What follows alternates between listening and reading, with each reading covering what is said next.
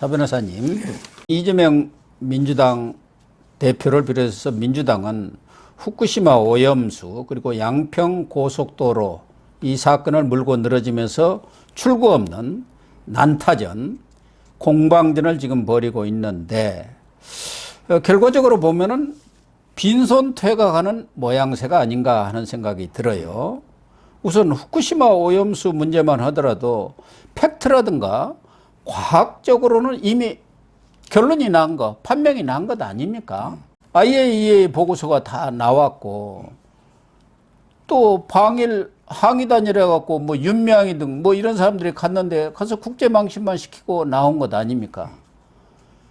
그래서 자기들은 이제 국내에서 여론전을 하겠다고 규탄대회를 지난 7월 1일 날 남대문 앞에서 했고, 7월 달에 전국을 돌아다니면서 하겠다 하는데 뭐 사람이 안 모이고 의원들도 반대하니까 지금 그것마저도 그냥 동력이 상실된 그런 상황 아니에요?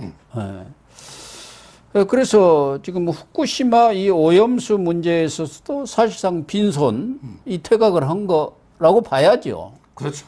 네. 지금 이제 뭐 괴담이나 가짜뉴스 장사가요. 네. 옛날처럼 이게 안 되죠. 옛날에는 이게 좀 장사가 잘 됐어요. 좀 먹혔죠. 그래서 이제 뭐 광우병 때는 MB 지지율도 폭락을 했고요. 그 다음에 그 사드 있잖아요. 사드 때도 그 지지율이 많이 폭락했어요. 근데 이번에 뭐 괴담은 물론 이게 갤럽에서 6% 떨어진 게 하나 있긴 한데, 뭐 오늘 이게 리얼미터는 다시 1% 정도로 거의 부합이고요. 그리고 이게 갤럽에 떨어진 것도 그 기존에 쭉 이게 올라가던 거예요. 올라가던 게 떨어졌기 때문에 뭐 새롭게 많이 떨어진 건 아니고 어차피 이게 30%대는 지키고 있는 이런 이제 그 상황인데요. 뭐 저는 결국 이제 그만큼 우리 국민들이 옛날에 몇 번 당해본 이런 이제 그 학습 효과도 있고 그리고 이제 그 요즘은 워낙에 그 언론 매체가 다양하거든요. 뭐 이게 옛날 같으면 KBS, MBC만 딱 잡아버리면 야 광우병 이게 먹히는데 요즘 이게 워낙 전문가들이 다양한 매체에서 과학적으로 설명하다 보니 국민들의 수준이 상당히 높아져 가지고요. 저는 밀리지 않고 결국에 그 뭐 어차피 진영의 논리에 따라 믿는 대로 믿으니까 어차피 이게 좌파들은 뭐 또 이게 믿을 거고 우리 자유파는 안 믿기 때문에 크게 영향 없이 그리고 빈손 후퇴는 맞죠. 거의 뭐 기존 지지율 이게 그대로 그런 가능이 아닌가 이래 봅니다. 그런데 지금 서울 양평 고속도로 문제도 민주당에서는 처가 고속도로 게이트다 이렇게 해서 지금 총공세를 펴고 있는데 사실은 지금 그동안 여야 간 이 공방전을 보면은 이것도 사실 결론이 다 나버린 상태란 말이에요.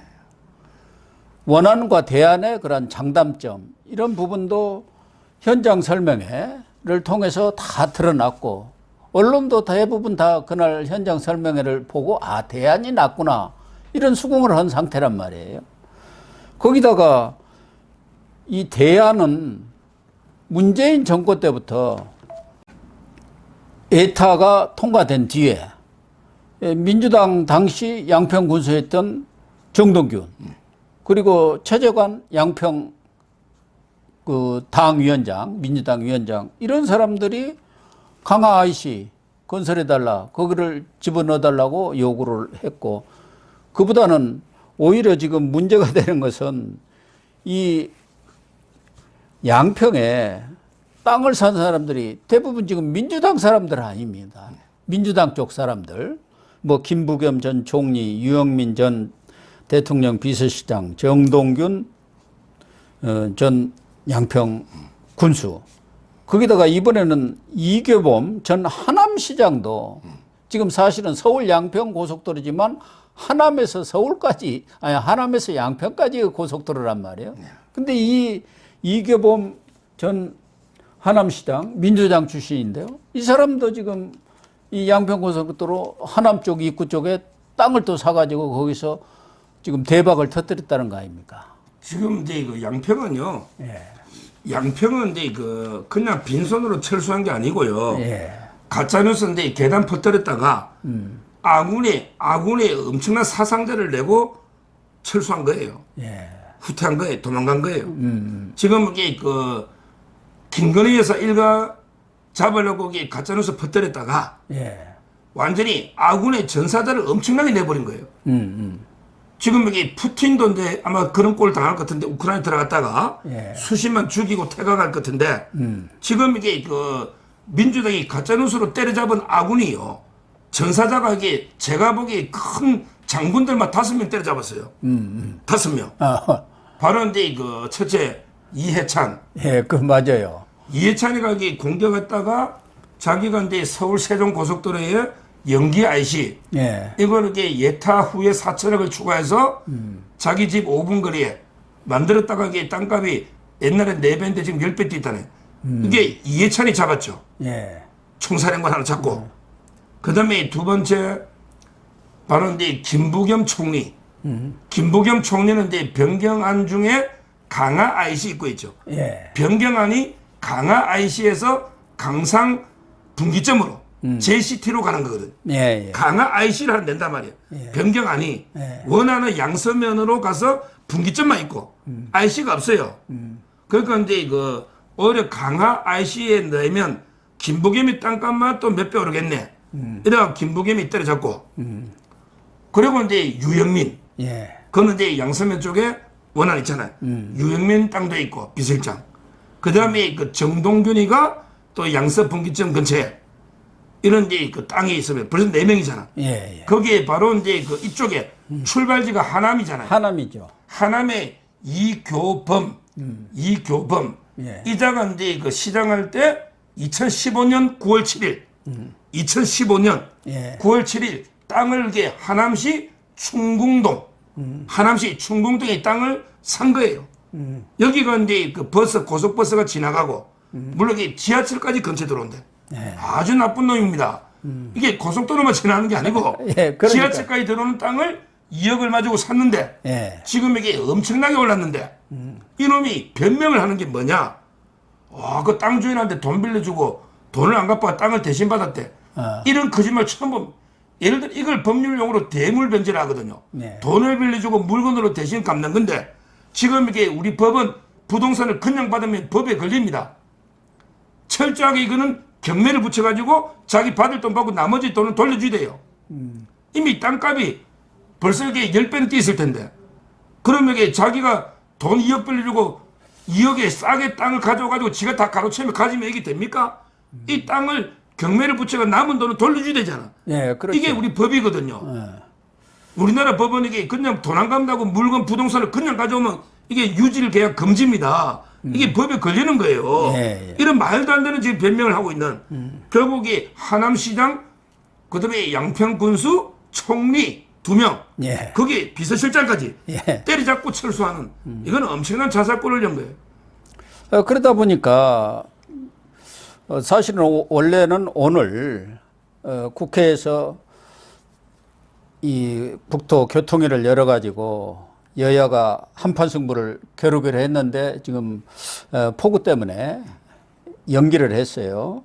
그런데 이재명 대표는 이 팩트에서 밀리니까 이제 지난 13일에 이 국정조사를 하자 이렇게 들고 나왔어요. 이 국정조사라는 게 정치 선전장 하는 데 아닙니까? 거기서 무슨 팩트가 발견되고 사실관계가 규명이 돼가지고 어떤 결론이 내려졌다는 것을 본 적이 없잖아요. 그러니까 이 사건을 국정조사라는 것을 빌미로 해가지고 계속 한번 끌고 가보겠다. 그런 것 아니겠습니까? 그러니까 이게 국정조사하면 정쟁으로 시작해 정쟁 끝나면요. 그 피해자는 이제 양평 주민을 비롯해서 국민들이 피해를 봅니다. 이거는 이게 정쟁으로 갈 문제가 아니에요.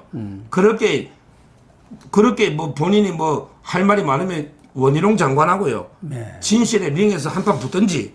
그러면 이게 하루만 끝나잖아요. 진실의 링에서 팩트 가지고 싸우든지.